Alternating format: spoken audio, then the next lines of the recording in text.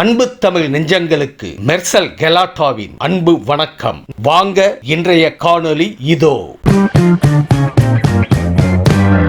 சிறிது நேரத்திற்கு முன்பாக பேசிய முன்னாள் முதல்வர், அவையின் மூத்தவர் அண்ணன் OPS அவர்கள் சட்டமன்றத்தின் கண்ணியம் குறித்து நமக்கெல்லாம் சொல்லிக் கொடுத்திருந்தார். உண்மையில் சம்மதம் இல்லைங்க.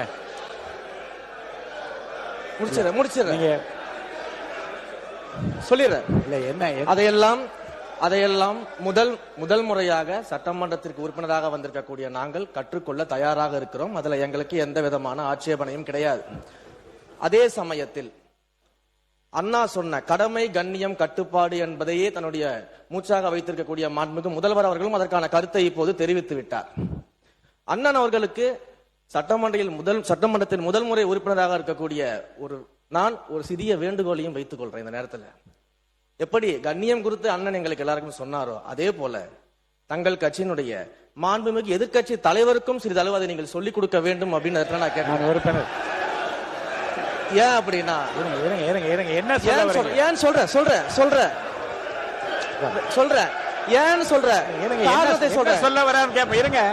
காரணத்தை சொல்ற 8 கோடி மக்களின் பிரதிநிதியாக இருக்கக்கூடிய மாண்புமிகு முதலமைச்சர் அவர்கள் அவைக்குள்ளே வரும் பொழுது அமர்ந்திருக்கக்கூடிய எதிர்கட்சி தலைவருக்கு அந்த கண்ணியத்தை சொல்லிக் கொடுத்து 8 கோடி மக்களின் முதலமைச்சருக்கு அந்த மரியாதையை தர வேண்டும் என்ற கண்ணியத்தை சொல்லித்தர வேண்டும் என்பதை பேரவைத் தலைவர் வாயிலாக தெரிவித்துக் கொள்கிறேன்.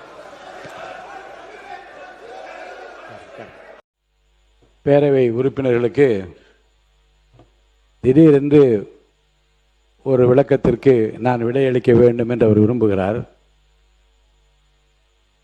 மாண்புமிகு முதலமைச்சர் அவர்கள்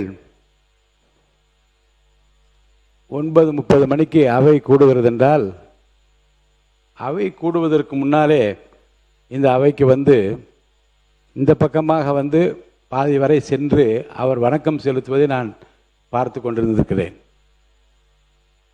அந்த பக்கம் பாதியில் வந்து திரும்பியது ஒரு நாள் மாண்புமிகு அமைச்சர் முன்னாள் ராஜேஷ்குமார் அவர்கள், அண்ணே எங்கள் பக்கம் உங்கள் பார்வை திரும்ப வேண்டும் என்று கேட்டதும் அதை தொடர்ந்து இறுதி வரை போய் இரு பக்கம் வணக்கம் செலுத்தி கொண்டு வருகிறார். அவை கூடுகிற போது அவைத் தலைவருக்குரிய மரியாதை தான் அளிக்கப்பட வேண்டும் என்பதில் எந்த விதமான ஐயப்பாடும் இல்லை.